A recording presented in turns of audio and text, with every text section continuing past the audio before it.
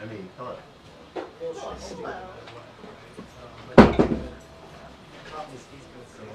Sorry, the person who beats these decades. Animus, really is.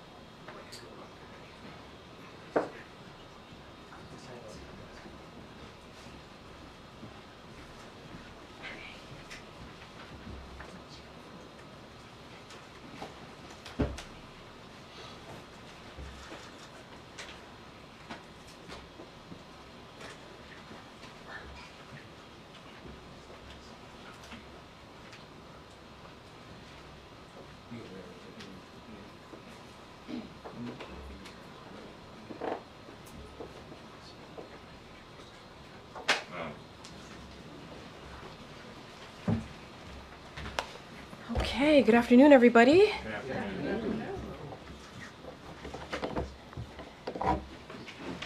Okay, got a few things going on today. So I'm joined today by my colleague, Luisiana Perez Fernandez, who will speak for a few minutes on Hispanic Heritage Month. Luisiana, over to you. Hi everybody, thank you Karine, gracias Karine. Buenas tardes, mi nombre es Luisiana Pérez Fernández y soy la directora de medios de coalición de la Casa Blanca. Hoy celebramos la primera semana del mes de la herencia hispana, un momento para reconocer que la diversidad es una de las mayores fortalezas de nuestro país. Este mes honramos la historia, cultura y contribuciones que la comunidad hispana aporta a nuestra nación. Comenzando desde esta tarde, el presidente Biden y la primera dama, la doctora Jill Biden, recibirán a líderes y miembros de la comunidad latina en una recepción para celebrar sus logros y contribuciones en los Estados Unidos. Luego, el día de mañana, el presidente dará un discurso en la gala del Instituto del Caucus Congresional Hispano, donde honrará la excelencia latina y las contribuciones del Caucus Hispano del Congreso. Allí hablará sobre cómo, desde el primer día en el cargo, él y la vicepresidenta Harris se han comprometido en promover oportunidades y equidad para todos, incluidos los millones de latinos en Estados Unidos.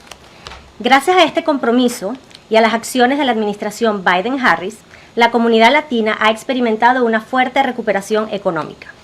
La tasa de desempleo latino se redujo a uno de sus niveles más bajos. Hemos apoyado a las pequeñas empresas latinas que ahora experimentan el ritmo de crecimiento más rápido en 30 años. Desde 2020, hemos duplicado la cantidad de préstamos respaldados por la Administración de Pequeños Negocios para empresarios latinos. La proporción de latinos que son propietarios de viviendas han aumentado en un 50%, con más de 9,5 millones de hogares hispanos que ahora poseen sus propias casas. 5 millones de latinos en el Medicare se han beneficiado de la reducción de los precios de los medicamentos. Expandimos la cobertura médica y de calidad a millones de personas a través de la Ley de Cuidado Médico Asequible, incluyendo ahora a los beneficiarios de DACA y sus familias. Creamos un gobierno federal que refleja la diversidad de Estados Unidos, con cuatro latinos desempeñando funciones en el gabinete. Hemos ayudado a la economía de Puerto Rico invirtiendo más de 140.000 millones de dólares y agregando más de 100.000 nuevos empleos. El presidente Biden también ha defendido enérgicamente el DACA y ha tomado medidas para mantener juntas a las parejas casadas en las que uno de los cónyuges es ciudadano estadounidense y el otro ha estado en Estados Unidos durante 10 años o más. Este mes también es una oportunidad para celebrar a los latinos en la administración Biden-Harris y en la Casa Blanca, quienes han trabajado en las prioridades de nuestra administración. Cancelar la deuda estudiantil de miles de personas en Estados Unidos, expandir el acceso a atención médica de calidad para numerosas familias, reducir los costos de los medicamentos y tomar medidas para eliminar la violencia armada en nuestras comunidades. En este mes de la herencia hispana, celebramos el progreso y la prosperidad que hemos impulsado desde que el presidente Biden y la vicepresidenta Harris asumieron el cargo. Y nos comprometemos nuevamente a apoyar a las familias latinas y a las comunidades latinas. Y recordemos, la herencia hispana es la herencia de Estados Unidos. Gracias. Gracias. Gracias. Gracias, Luciana. Thank you so much for coming. And to echo my colleague, today we celebrate the first week of Hispanic Heritage Month, a time to recognize that diversity is one of our country's greatest strengths. This month, we honor the rich history, culture, and contributions to the Hispanic community brings to our nation. This afternoon, the President and the First Lady will host leaders and members of the Latino community at a reception to celebrate their achievements and contributions in the United States. Tomorrow, the President will attend the Congressional Hispanic Caucus Institute Gala, where he will honor Latino excellence and the contributions of the Congressional Hispanic Caucus. In his remarks, President Biden will highlight how since day one, he and the Vice President have been committed to promoting opportunities and equality for all, or equity for all, including the millions of Latinos across the country. Since taking office, President Biden and Vice President Harris have lowered Latino unemployment to the lowest rate on record, supported Latino small businesses, which are now experiencing the fastest growth rate in 30 years, doubled the amount of SBA-backed loans for Latino entrepreneurs. Hispanic ownership has climbed to about 50%, with over 9.5 million Hispanic households owning their own homes. Lowered drug prices for 5 million Latinos with Medicare, expanded affordable and quality health care coverage to Latino families, including to DACA recipients from the Affordable Care Act. Created a federal government that reflects the diversity of the United States, with our 4 Latino members serving in the cabinet. Helped Puerto Rico's economy by investing over $140 billion and adding more than 100,000 new jobs. Vigorously defended the DACA policy and taken steps to keep married couples together, where one spouse is a U.S. citizen and the other has been in the U.S. for 10 years or more. This month is also an opportunity to celebrate the Latinos in the Biden-Harris administration and the White House who have worked on our administration's priorities: canceling student debt for millions of people, expanding access to quality health care, reducing drug costs, and taking action to eliminate gun violence in our communities. This National Hispanic Heritage Month, we celebrate the progress and prosperity we are continuing to create for Latino communities since President Biden and Vice President Harris took office, and we reaffirm our commitment to supporting Latino families and communities. And let's remember, Hispanic Heritage Month is American heritage. Now, my colleague from the National Security Council, Admiral John Kirby, is here to talk to you about the President's upcoming Quad Summit in Delaware, in Wilmington, Delaware to be specific, and also the UN General Assembly next week. Admiral? Try to do this without butchering my own English here. But good afternoon.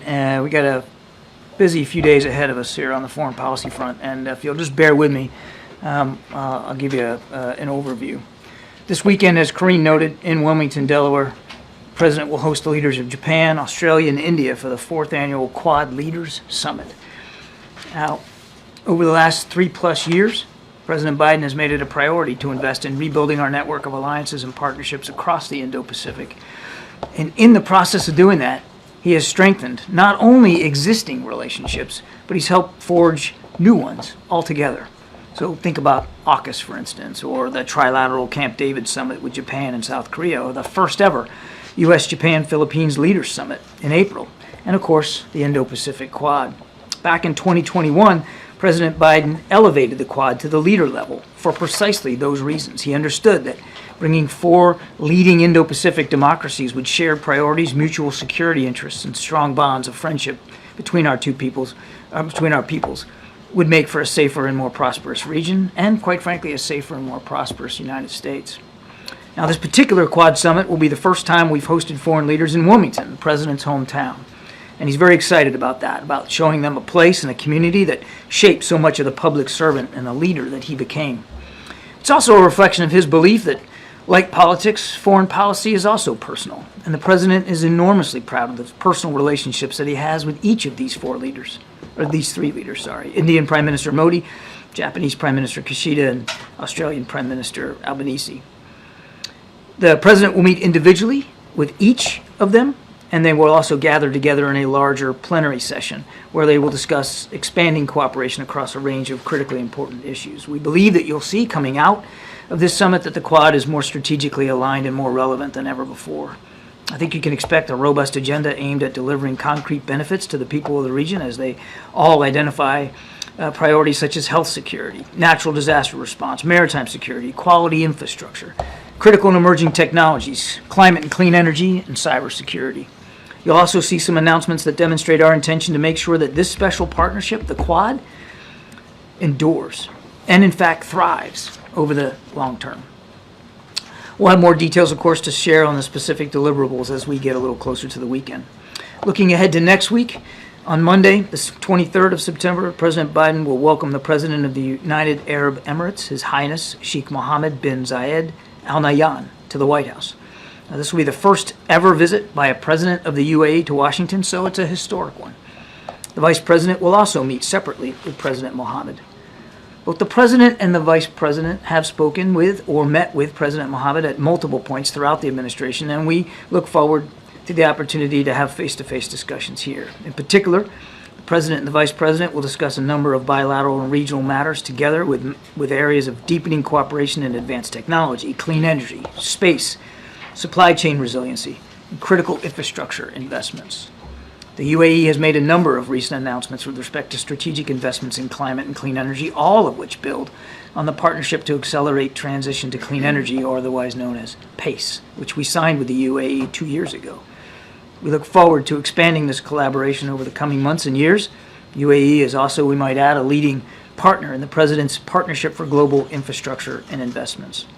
Advanced technology, I think, will also be a focus of this discussion, including efforts to advance responsible artificial intelligence goals. Now, in the region, President Biden and Vice President Harris will discuss with President Mohammed, obviously, the crisis in Gaza, UAE's essential role in addressing the humanitarian crisis there, and the crisis in Sudan, where, as the President's statement made clear last night, we all must increase efforts to open routes for humanitarian assistance and ultimately to secure a ceasefire.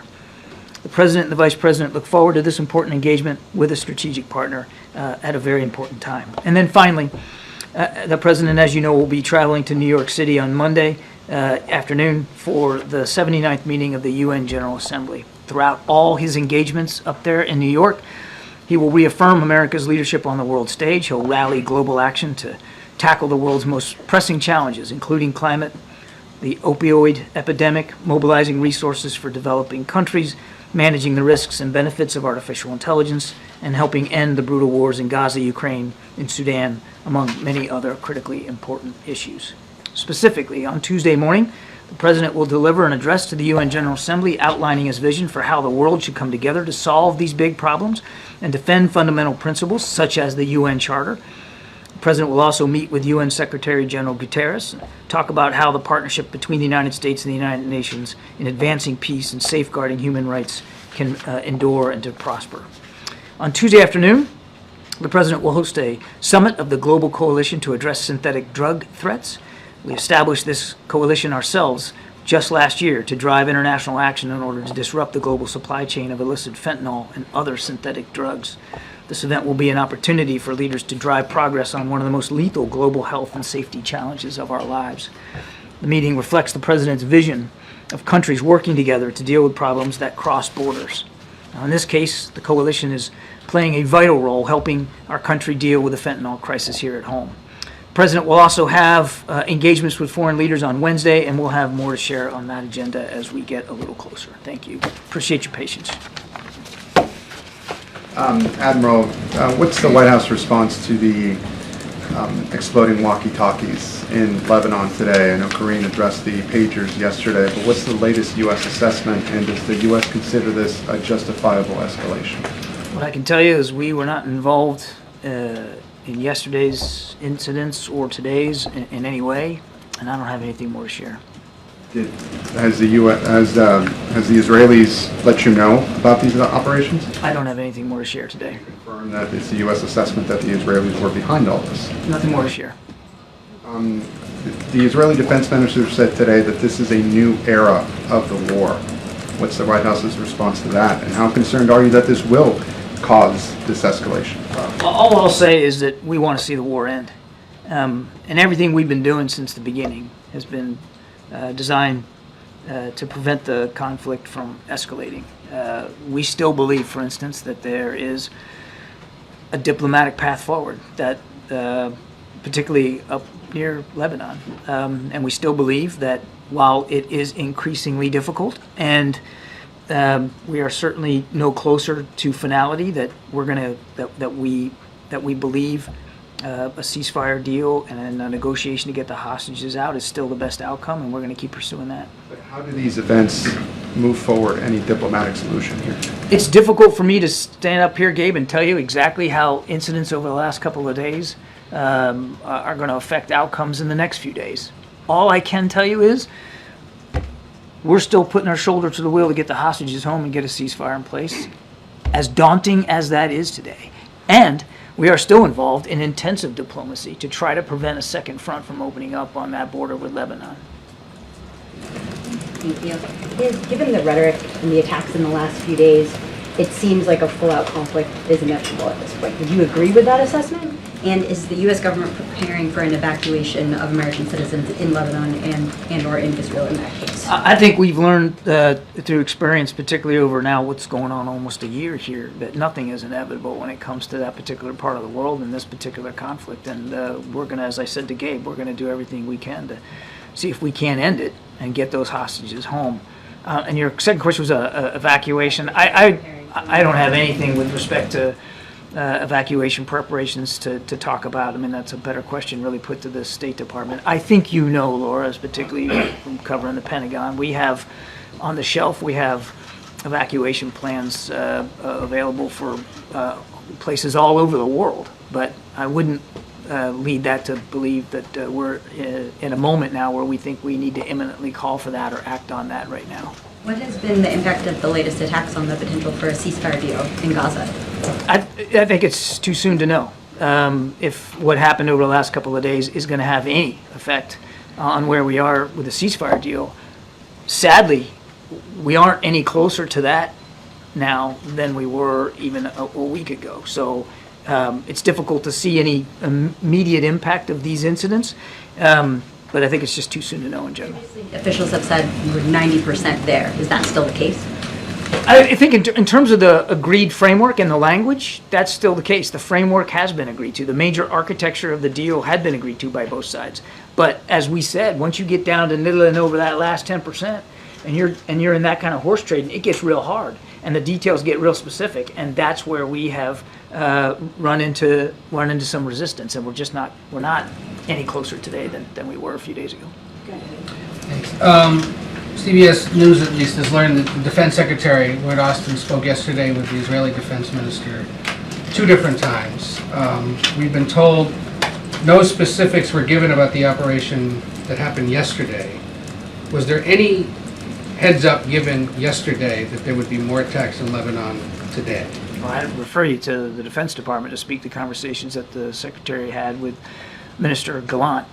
As I said, there was no U.S. involvement in either of these incidents, and I have nothing. One thing, though, but awareness it was coming is another. I recognize the question. I have nothing more to add.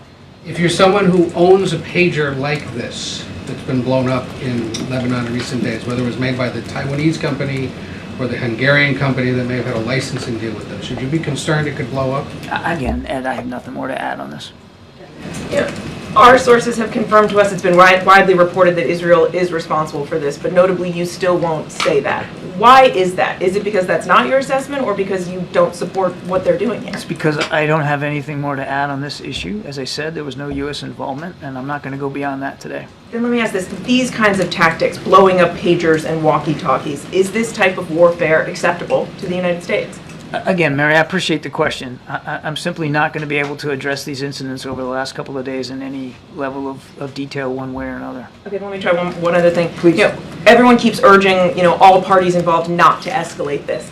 Isn't this an escalation already? I mean, isn't this Israel doing exactly what you've been warning them not to do? Again, I'm not going to speak to the details of these incidents. I understand that's frustrating. I get it. And I understand where all your questions are coming from. They're all valid. They're all fair. I'm just not going to get into this. I will add, if I could, and restate a little bit to what I said to Gabe.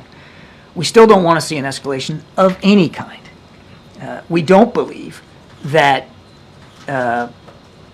the way to solve where we're at in this crisis is by additional military operations at all. We still believe that the best way to prevent escalation, to prevent another front from opening up in Lebanon, is through diplomacy, which is why Mr. Hochstein was over in the region this week. And we're still going to pursue those kinds of outcomes. If a state actor was involved in any way in what took place in Lebanon, is that acceptable behavior by a government? Look, that's a great hypothetical, Trevor, that I'm simply not going to engage. So it's not that's not the case, that it was a state actor? I have nothing more to add on these incidents. I understand the question. I'm not going to engage in hypotheticals or speculate about what did or didn't happen or who might be responsible. Is there any current intelligence assessment as to who was responsible? I'm not going to get into intelligence estimates and assessments from here either. Secretary of State Blinken expressed frustration at the escalations and remarks earlier today, saying it threatens to slow it, to stop a ceasefire deal. Is that the White House's assessment as well, that it's close to being stopped or derailed? Or look, as I said earlier, I think looking at the last couple of days, it's just a little too soon to know what kind of impact those incidents are going to have in the region writ large, particularly when it comes to the tensions up at the border with Lebanon. On the ceasefire deal and trying to get both sides back to the table, we're still working at that. Nothing's changed. We're still trying to get that done. We understand that even before the incidents of the last couple of days, doing that was real hard, that there wasn't a lot of momentum to be had there or inertia. We recognize that, but we're still working to try to see if we can get that done, because we still believe the best way to get those hostages home is through a negotiated arrangement. On the tensions with Lebanon, again, too soon to know what these incidents are going to mean to the already high tensions between Israel and Hezbollah up at that border, the blue line specifically. All I can tell you is even as recently as a couple of days ago, Amos Hochstein, our envoy, was in the region having discussions to do everything we can from a diplomatic perspective to prevent those tensions from escalating into all-out conflict. one more just on Wilmington this weekend. Does the president intend to press Prime Minister Modi on human rights abuses while they're talking, one-on-one? There's not a conversation that he has with foreign leaders where he doesn't talk about the importance of respecting human and civil rights, and that includes with Prime Minister Modi. He did when the Prime Minister was here in the United States, and I'm sure that as appropriate he'll do going forward. I'm not going to get ahead of the conversation, but he never shies away from talking about our concerns over human and civil rights anywhere in the world. Thanks. Anna, you said a lot of time, especially about this region, that it's very important for this administration that the rules of war or international humanitarian law is being followed. So why won't you make an assessment whether these operations that we are seeing in Lebanon indeed are in accordance with international humanitarian law? I can appreciate that you all want answers to these questions, and you want them now. I get that.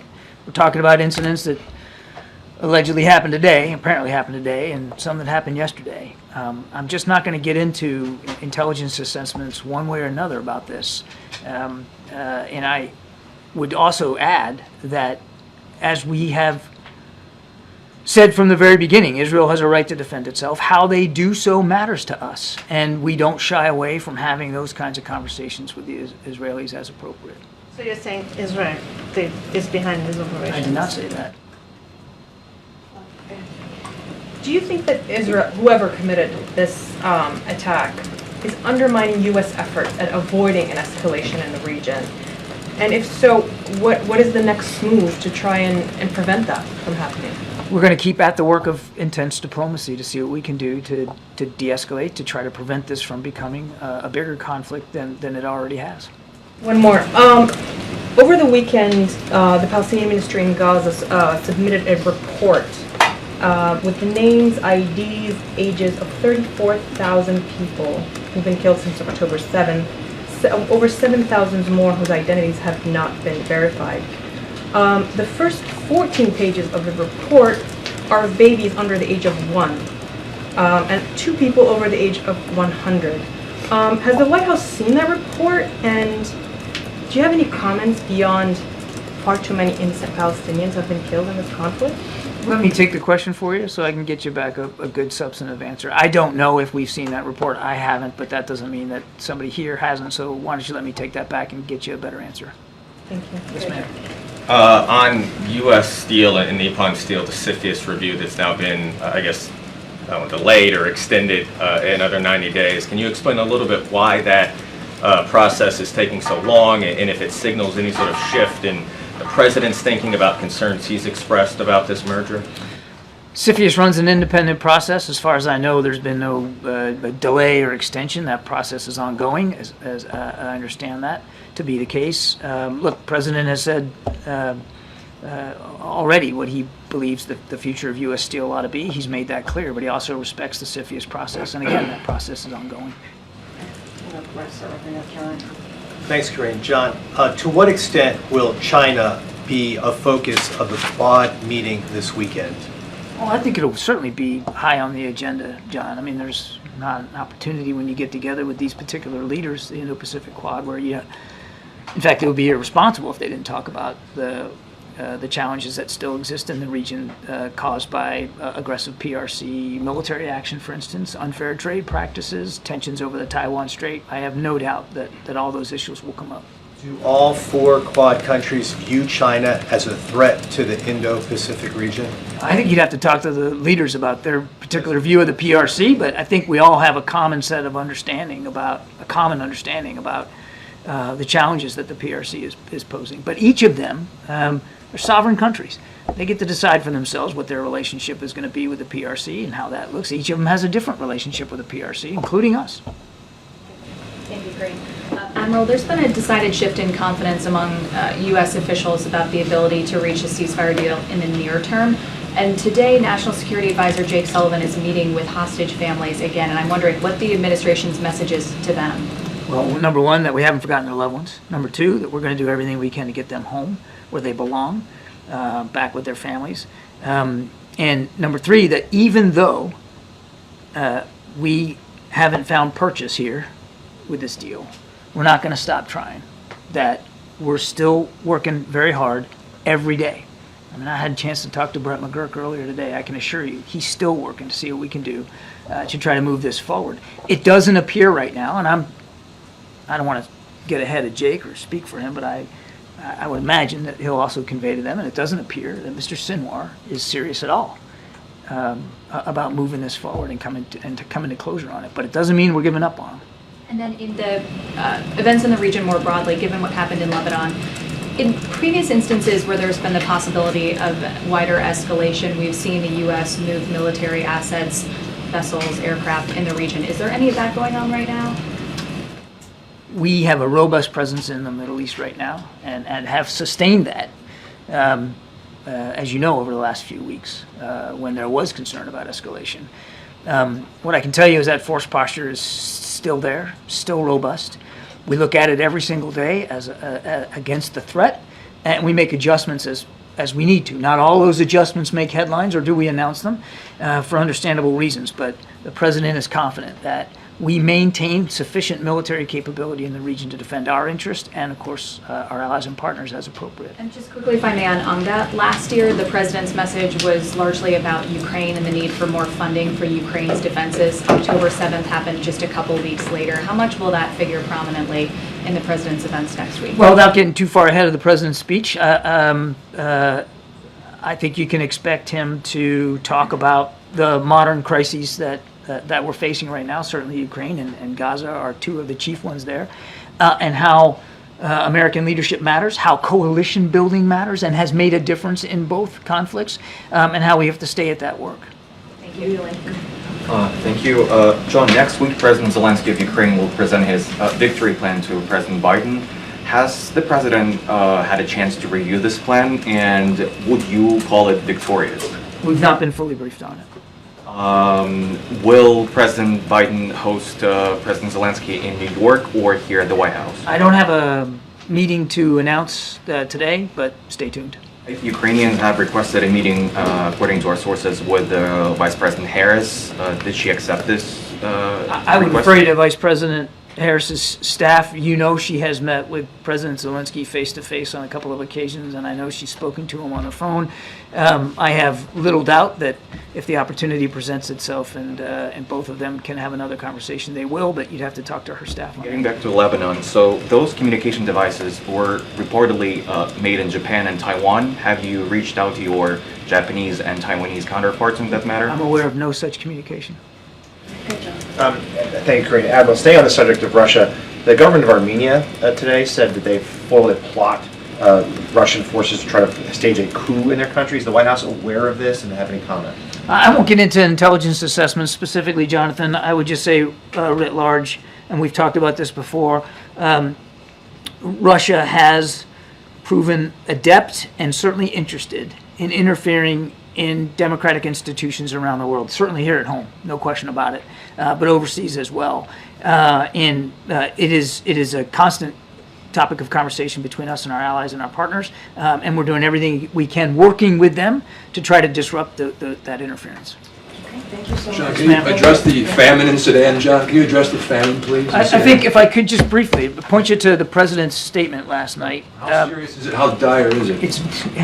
I don't know of a famine that's not dire. Right. It's dire. Numbers-wise, Millions I of mean. people have been pushed out of their homes. Hundreds of thousands of them are facing incredibly violent circumstances. And yes, there's real famine and real hunger. And that's why we are working incredibly hard. And that's why the president himself wanted to make that point about last night about that town Al-Fashir and the RSF's basically siege of it. It's got to stop. Both sides have got to start coming together, sitting at the table and doing what's right by the Sudanese people. And I'll tell you something else.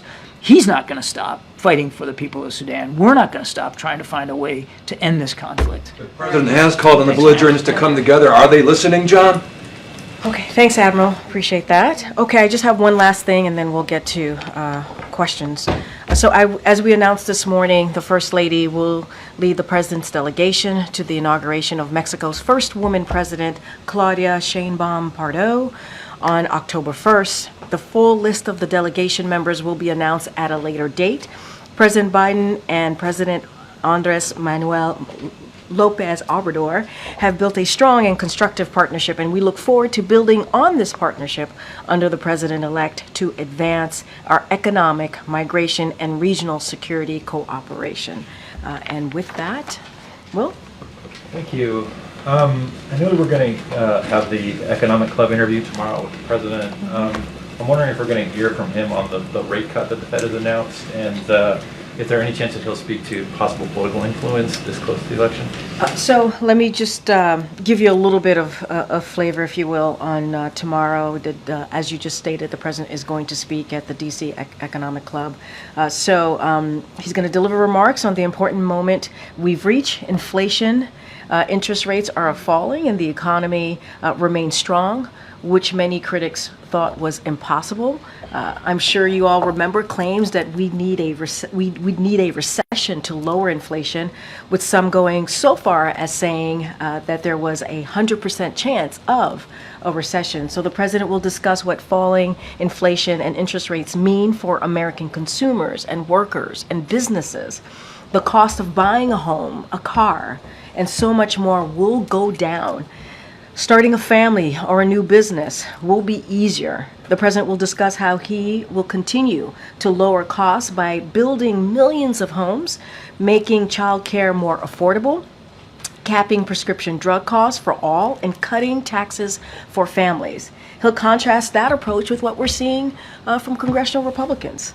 Their plan to raise costs by nearly $4,000 for middle-class families with a national sales tax while blowing up the debt, with more tax cuts for the very wealthy and never seeing that actually trickle down. And so that's what you're going to hear from this president. As far as your question about the politics, the political side, the political pieces of this, look, we're going to let the Fed speak for themselves. As you know, and we've been always very clear about this and very respectful of the independence of the Federal Reserve. Unlike other administrations, we've been, I think, pretty steadfast about that, and have been continuous in making that clear.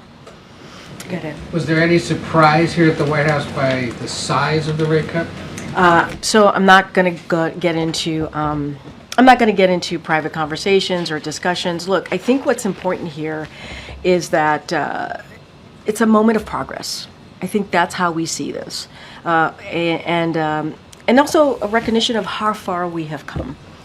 And so I think that is what we think is important here. And I just mentioned at the top, or in that question that I was asked by Will, how this is important for families, businesses.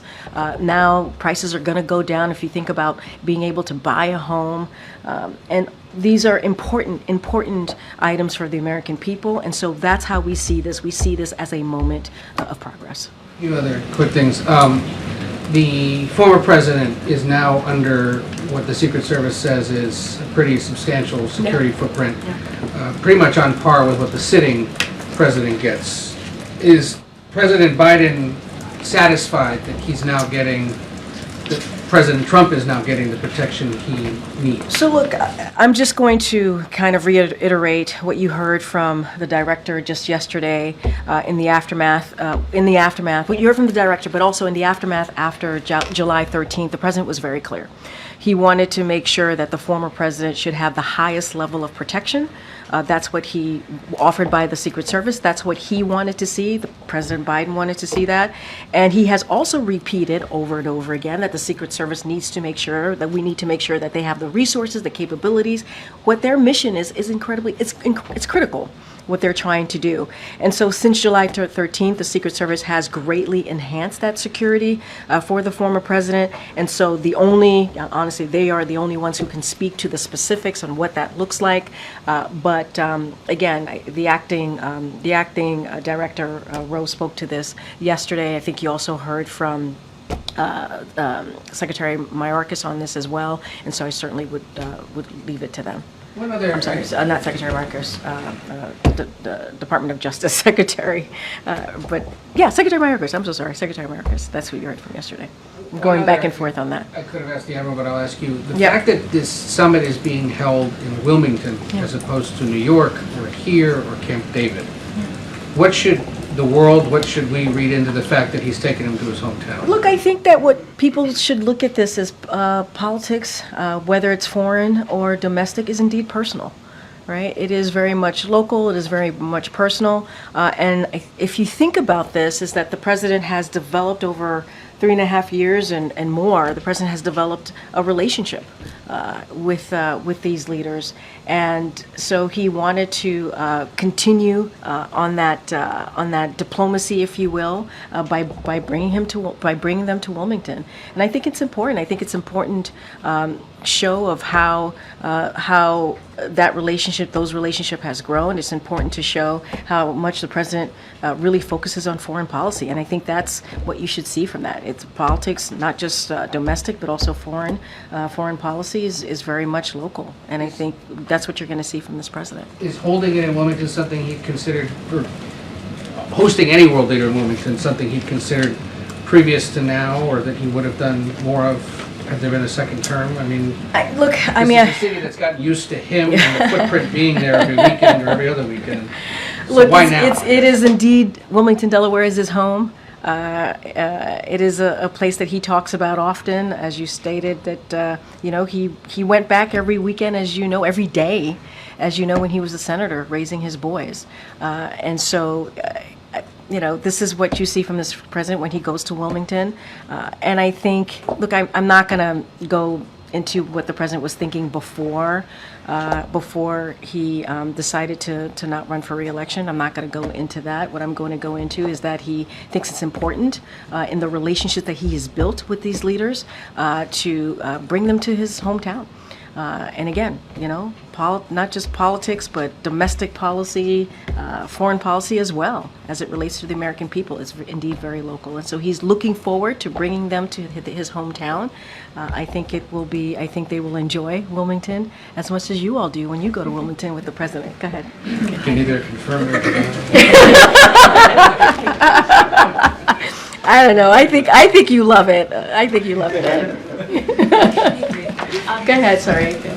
Is the White House concerned at all that the Fed is predicting that the unemployment rate is going to rise by the end of the year? So look, I'm going to let certainly the Fed speak for itself, as they have.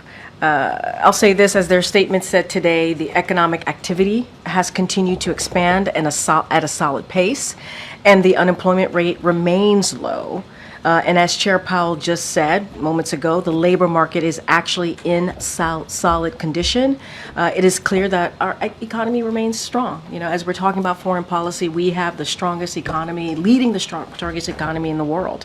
And unemployment is still low at 4.2%, with the lowest average of unemployment of any administration in 50 years. 142,000 jobs created last month, nearly 16 million jobs created under the Biden-Harris administration. Wages are going faster than prices are. So I think these are important data and points to also lift up as well. But again, the Fed also spoke for themselves in speaking to the strength of the economy and the economic activity as well. I know you can't speak to politics, but the Teamster today decided not to endorse any candidate in the election.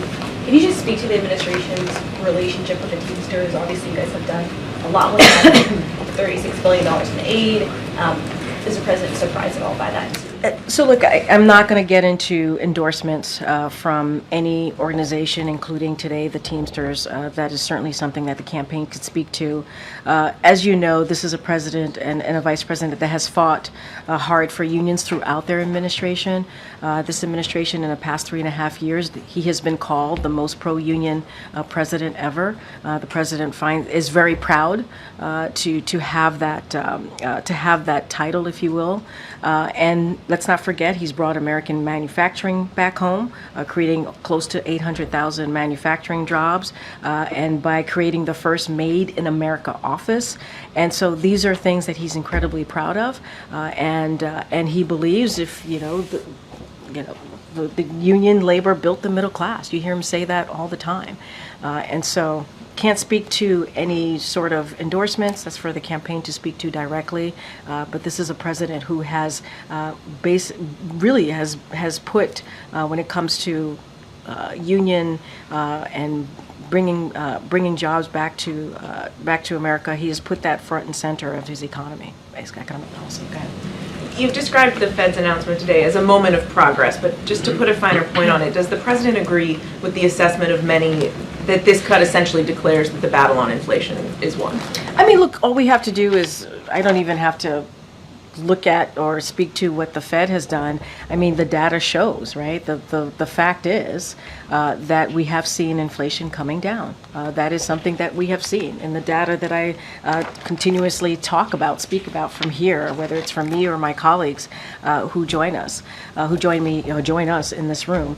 And so it is obvious. It is obvious that we have seen interest rates have fallen, that inflation have fallen, and so I'm going to let the Fed obviously speak to more specifics about their decision, their monetary decision, but we have seen inflation going down. I think that's important. That's important to the American people.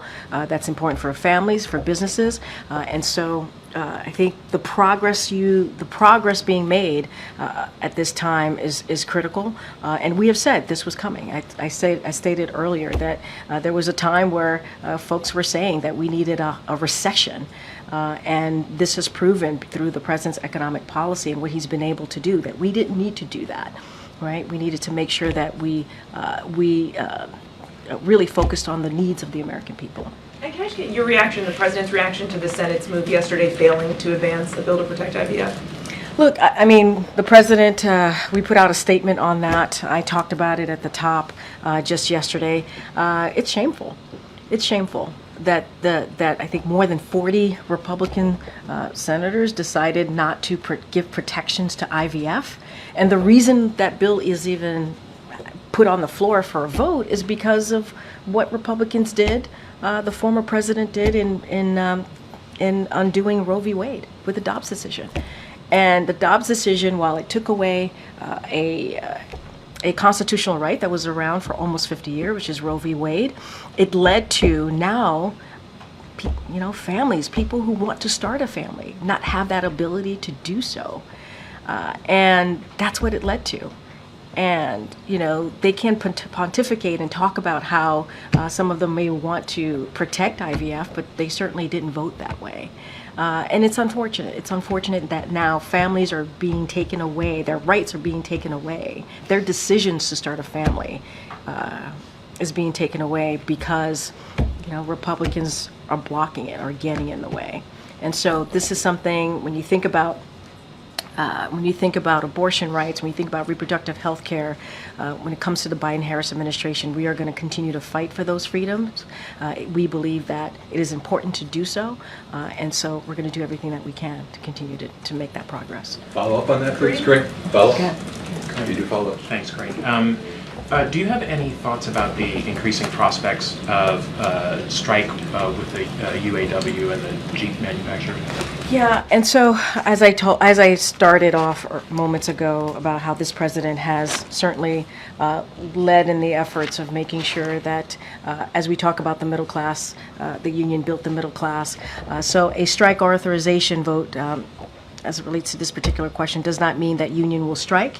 It often precedes continued negotiation between employers and unions. But I will say that President Biden respects the right to strike. You've heard me say that many times. He has said that. President Biden is proud to have stood on the picket lines with UAW workers, and he believes they deserve a fair deal.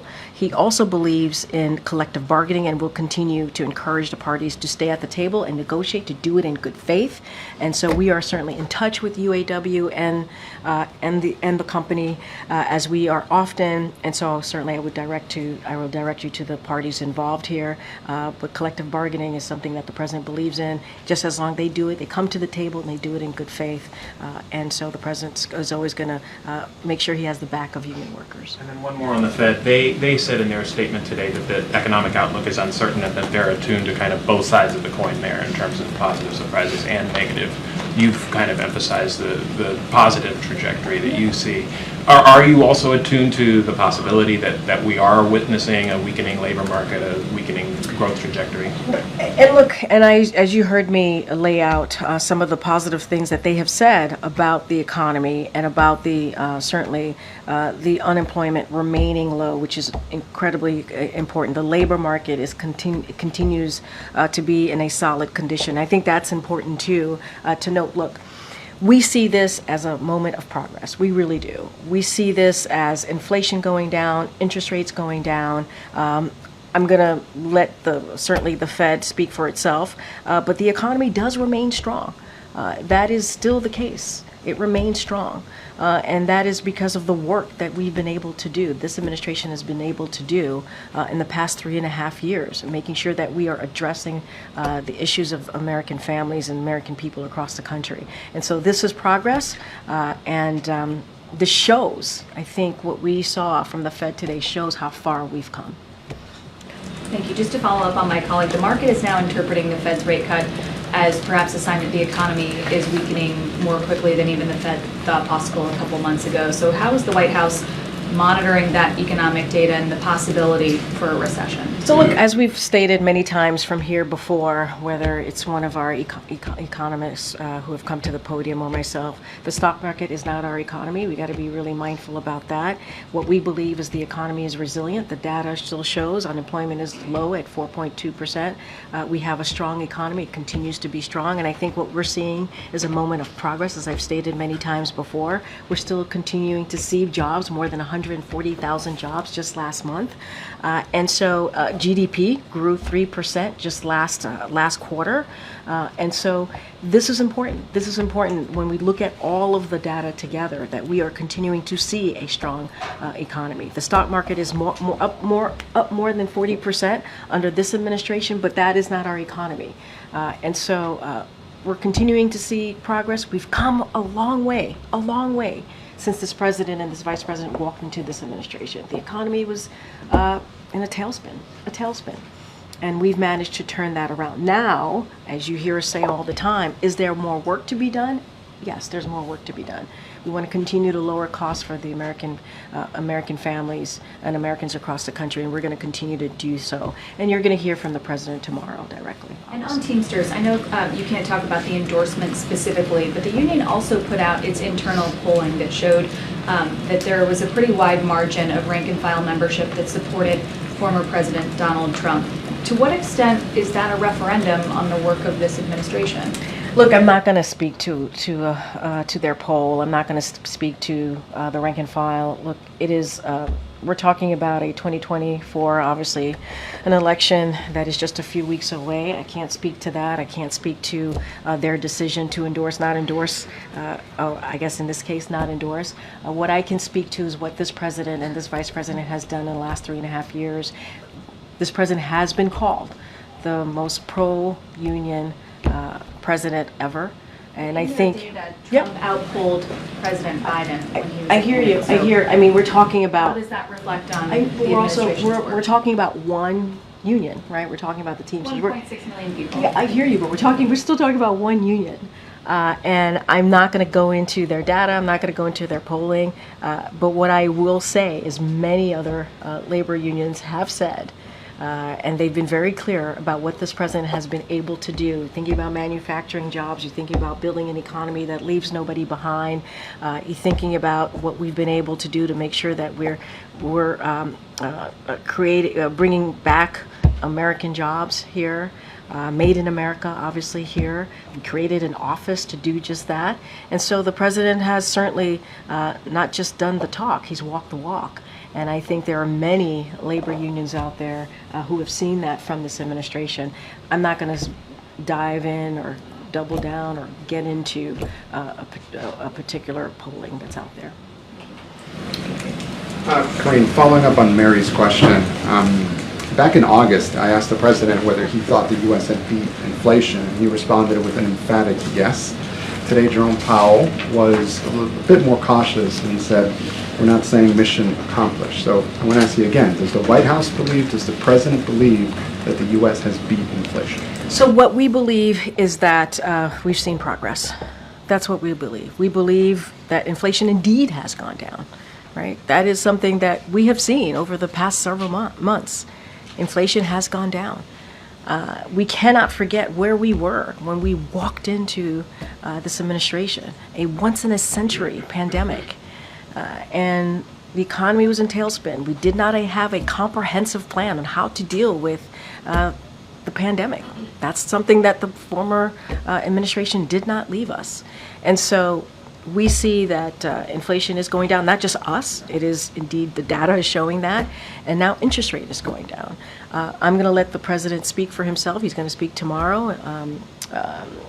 at the DC Economic Club, and he'll have a lot more to say. Right now, you're not going as far as the president did in office. I'm going to let the president speak for himself. That's what I'm saying. I'm saying I'm going to let the president speak for itself, and what I can say is that it is a fact that inflation and interest rate are indeed going down. That is what we see, and we're just stating the obvious. This is not talking about the monetary decisions that the Fed has made. This is just stating the obvious and the fact. I'm going to let the president speak for himself. Thanks, Karine. Donald Trump suggested yesterday that he wants to eliminate the cap on state and local tax deductions, which he signed into law a few years ago, generally speaking. What is the administration's position on this cap? Should it be removed, and why or why not? Look, I'm going to just let the campaign speak to that, as it is related to his priorities as a candidate. I'm just going to let them speak to it. Karine, thank you. The president has had a long career on the world stage as chairman of the Senate Foreign Relations Committee, as vice president, and of course as president. And I'm wondering, going into these summits, the Quad Summit and the UNGA meeting, how much will we see him speak in a personal way about his legacy, his vision? This will be his final talk, his final address to an UNGA group, and also thinking about the speech tomorrow. You said that the president will discuss how he'll continue to lower costs by building millions of homes, making childcare more affordable, capping prescription drugs, etc. How much does he think he can realistically accomplish in the waning days I'm going to of his let presidency? certainly I'm going to let the president speak to that and more. I was just giving you a little bit of a taste of what the president wants to talk about. And look, lowering costs has been something that has been at the center of his economic policy, a priority for him in the past 3.5 years. And so that is something that we're going to continue to do. And I think under this administration, we have been able to build homes for people in an affordable way, and that's something that we're going to continue to do. We've been able to deal with child care, especially the child tax credit. That is something that we were able to do with the American Rescue Plan, which only Democrats voted for in Congress, and that actually made a difference. So you've seen some of the approaches that the president has been able to do. We have already beat Big Pharma, and so you have seen prescription drugs go down because of the work that this president has done with the Inflation Reduction Act. Again, only Democrats voted for that. And that was something that you've heard from elected officials for years, that they wanted to beat Big Pharma. This president was able to do that. So I'll let him speak more to that tomorrow and what that's going to look like, and lay out his plan and his thoughts. As it relates to the world stage, the president has been a leader in the world stage, on the stage. Not just throughout his Senate career, as you just stated, as VP, as president. You think about how he's been able to bring partners and allies together on really important moments, critical moments in the past 3.5 years. Look, I'm in a personal way. I hear the question. What I will say to you is I'm going to let the president speak to that. And speak to his own personal views, and a look back, if you will, of his 50-plus year career, and what he's been able to do on the world stage and also here domestically. And so I'm going to let the president speak to that. But I think he is very proud of his accomplishments and what he's been able to do, and he'll speak more to that. So I'll let that go. Great. Get VOA in the back. Thank you, Karine. Again, next week, President Zelensky will meet with President Biden, be it in New York or in DC. Can you talk to me about President Biden's expectations from this meeting, given that this might be their last in-person interaction before President Biden leaves the White House? I'm not going to get into details or specifics or his thoughts, behind the scenes thoughts of how he's thinking about it. As you know, he has he's met President Zelensky many times, and I think President Zelensky has appreciated his leadership, and we've been incredibly impressed by the bravery of the Ukrainian people as they continue to fight for their democracy, their freedom, and so you've seen an unwavering support for the Ukrainian people, and certainly the president has led in more than 50 countries getting behind the Ukrainian people as they fight for their sovereign territory. And so certainly that's what you're going to continue to see, and I'll just leave it there. In DC or New York, just to follow up. I don't have anything else to, I don't have anything to add. One more, if I may. Senator John Kennedy accused Arab American activist Maya Berry of supporting Hamas, even though she denied it. So the senator told her, let me quote, "You should hide your hat in a bag." Do you have any reaction to such an Yeah, intent? I do actually. I'm glad you asked the question. Look, fighting hatred of all kinds, including anti-Arab sentiment and Islamophobia, was a core tenet to the president's campaign, and continues to be a driving force of his time here in office. As you all ask me about his last 4 months, and speaking to this specific moment that we saw, that we all witnessed, it was shameful. It was shameful insults and abusive treatment of an Arab American Institute Executive Director, Maya Berry, at yesterday's Senate hearing, and they were deeply troubling and demonstrate why we need to fight against hate, fight against discrimination of all kinds, It is a bigoted and dangerous and very wrong to call someone a terrorist sympathizer based upon their heritage or their religion. And so we have seen troubling rise in anti-Semitic hatred attacks since October 7th, and we've seen a distressing rise in hatred and attacks aimed at Arab and Muslim Americans. And it is upon all of us, especially leaders, national leaders in particular in this country, to call that out and to condemn that type of hatred, that type of bigotry. And this is something that you're going to continue to see from the Biden-Harris administration. We're going to condemn that type of hateful speak, any forms of that type of hatred. We have to speak against it. And it was shameful. It was shameful insults that we saw yesterday in that hearing. All right, we're going to start wrapping it up. Thank you.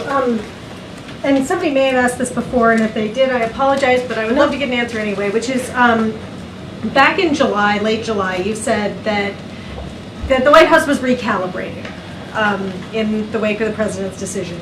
And I'm wondering if that recalibration is done, and like if you got a flow chart, like what does this last 4 months want to do?